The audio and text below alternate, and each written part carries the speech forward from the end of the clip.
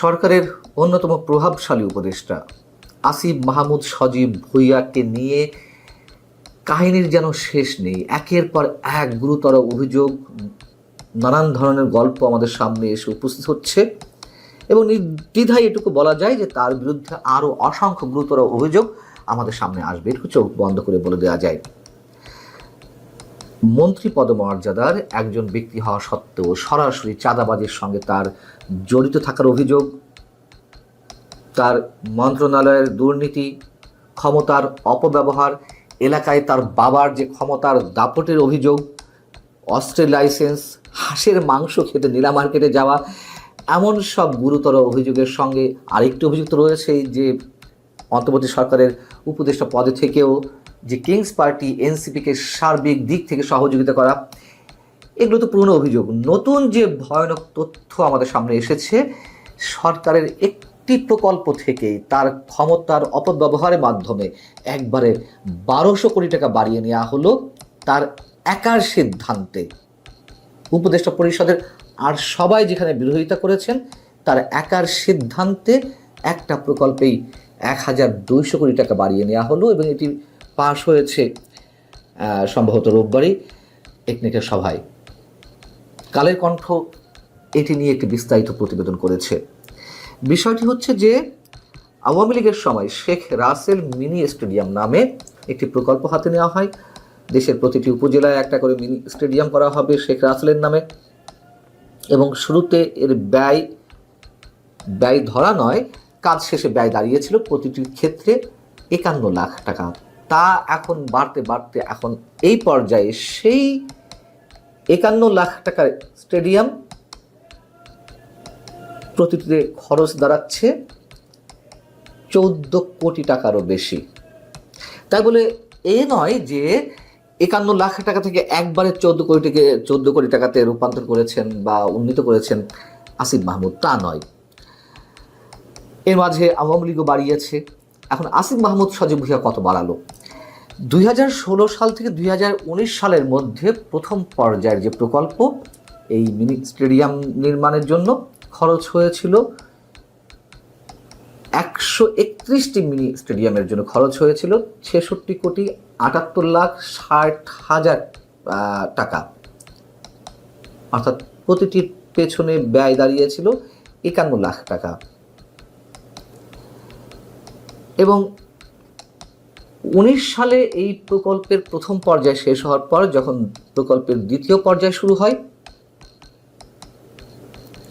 তখন প্রতিটির ব্যয় আওয়ামী লীগ ধরেছিল 8 কোটি 86 লাখ 70 হাজার টাকা। আওয়ামী লীগ কি পরিমাণ দুর্নীতি করেছে একবারে 2019 থেকে 2021-এর মধ্যে 2 বছরের মধ্যে প্রতিটির জন্য 51 লাখ টাকা যেখানে লাগার কথা ছিল। ধরে নিলাম যে সময়ের সঙ্গে সঙ্গে নির্মাণ সামগ্রীর দাম বাড়ে, অনেক কিছু করতে হয়, কিন্তু একবারে 8 কোটি 86 লাখ 70 হাজার টাকার তো হওয়ার কথা নয়। সেটি আওয়ামী লীগ করেছে। নিঃসন্দেহে আওয়ামী লীগ বড় দুর্নীতির অভিযোগ এখানে আমরা দাঁড় করাতেই পারি। অবশ্যই যদি আসিফ মাহমুদ সজীব ভুঁইয়াকে নিয়ে আমরা আলোচনা করি, অবশ্যই আওয়ামী লীগ যে ভয়ঙ্কর দুর্নীতি করা হয়েছে আওয়ামী লীগ সরকারের সময়, এটিও তার একটি প্রমাণ। তো সেই আওয়ামী লীগের বিরুদ্ধে তো এই সরকার খুব উচ্চকণ্ঠ, দুর্নীতির ক্ষেত্রে 80,000 কোটি টাকার নাকি খোঁজ পাওয়া গেছে, নাকি 40,000 কোটি টাকার খোঁজ পাওয়া গেছে। এবং ডক্টর মোহাম্মদ ইউনূস তো সকাল বিকাল যেখানে তিনি যাচ্ছেন, দেশে কিংবা বিদেশে, সব জায়গায় গিয়ে এই একই গল্প দিয়ে আসছেন। কিন্তু তার সরকারের উপদেষ্টা পরিষদের সদস্যরা কী করছেন? যেই কথিত গণ অভ্যুত্থান বা গণবিপ্লব, তাদের ভাষা অনুযায়ী যা হয়েছে একটা নতুন বাংলাদেশ বিনির্মাণের জন্য, এটি তার নমুনা। আওয়ামী লীগ দুর্নীতি করেছে, অনেক অপকর্ম করেছে, তো আমরা সারা বছরই বলছি, সারা বছর। কিন্তু আপনারা কি করছেন? যাই হোক, বিষয়টি কি দাঁড়ালো, যখন আওয়ামী লীগ 8 কোটি 86 লাখ 70 হাজার টাকা করলো, সেই কাজ চলমান ছিল, এখনো চলছে ধীর গতিতে। তো আসিফ মাহমুদ সজীব ভুঁইয়া কি করলেন? সেই 8 কোটি 86 লাখ 70 হাজার টাকার ব্যয়ের, মানে প্রতিটির যে ব্যয় হওয়ার কথা, সেখান থেকে তিনি বাড়িয়ে দিলেন একেবারে রাতারাতি দ্বিগুণ। 8 কোটি 86 লাখ থেকে সেটি দাঁড় করালেন 14 কোটিতে প্রতিটি নির্মাণ ব্যয়। এবং এর সঙ্গে সংশ্লিষ্ট একাধিক কর্মকর্তা কালে কণ্ঠকে জানিয়েছেন যে মিনি স্টেডিয়াম প্রকল্পের অস্বাভাবিক ব্যয় বাড়ার কারণে উপদেষ্টা পরিষদের আর সবাই এটি অনুমোদনের বিপক্ষে ছিলেন, কিন্তু আসিফ মাহমুদ সজীব ভুঁইয়া অনড় ছিলেন যে এটি পাশ করিয়ে নেবেন, এবং তাই হয়েছে। তার প্রভাব এতটাই যে উপদেষ্টা পরিষদের আর সবাই এর বিপক্ষে থাকলেও তার একার সিদ্ধান্তে এটি পাশ করাতে বাধ্য হন অন্যান্য উপদেষ্টারা। এমনকি আরও জানায় আপনাদের যে কমিশন ব্যয় কিছুটা কমানোর পক্ষে ছিল, অনুরোধ করেছিল যে একটু সংশোধন করা হোক, ব্যয় খানিকটা কম ধরা হোক। তাও হবে না, যা বলা হয়েছে, যা করা হয়েছে তাই করতেই হবে। যুব ক্রীড়া মন্ত্রণালয়ের কাজ, সেটিও তার অধীনে। তাহলে মোট কতটি স্টেডিয়ামের জন্য 1200 কোটি টাকা বাড়ানো হলো? আওয়ামী লীগের সময় সিদ্ধান্ত নেওয়া হয়েছিল যে 186টি উপজেলায় 186টি মিনি স্টেডিয়াম করা হবে শেখ রাসেলের নামে।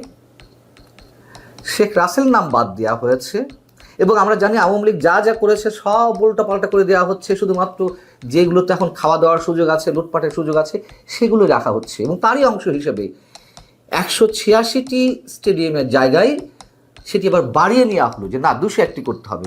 ভালো কথা। 201টি স্টেডিয়ামের মধ্যে আওয়ামী লীগের সময় সম্পন্ন হয়েছে 131টি, বাকি থেকে 70টি। কিছু কিছু কাজ চলমান, খুব ধীর গতিতে চলছে।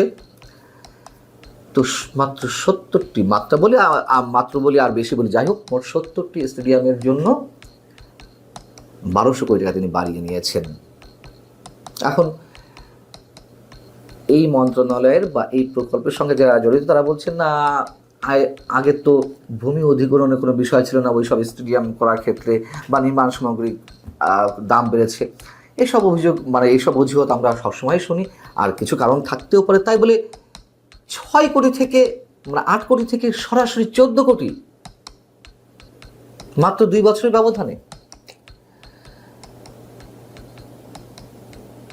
আমাদের কি বা বলা থাকতে পারে? এদিকে আমাদের স্বরাষ্ট্র উপদেষ্টার কাছে সাংবাদিকদের প্রশ্ন ছিল যে চাঁদাবাজদের বিরুদ্ধে কি ধরনের ব্যবস্থা নেওয়া হচ্ছে বা কি করা হবে। গতানুগতিক মুখস্থ কথা তিনি বলে ফেললেন বুক ফুলিয়ে উচ্চ কণ্ঠে, চাঁদাবাজ যেই হোক না কেন তার বিরুদ্ধে কঠিন ব্যবস্থা নেওয়া হবে। যখন সাংবাদিকরা জিজ্ঞেস করলেন যে সরকারি উপদেষ্টা আসিফ মাহমুদ সজীব ভুঁইয়ার বিরুদ্ধে যে চাঁদাবাজির অভিযোগ উঠেছে সেটি বিষয়ে কি করা হবে, সাথে সাথে চুপ, একেবারে মুখে কুলুপ এঁটে দিলেন। তিনি কোনো মন্তব্যই করলেন না, মন্তব্য করতে রাজি হলেন না। অন্তত বলতেন হ্যাঁ, অভিযোগ যখন উঠেছে তদন্ত হোক, দেখা যাবে, তাও বললেন না। আসিফ মাহমুদ বলে কথা, টু শব্দটি উচ্চারণ করা যাবে না।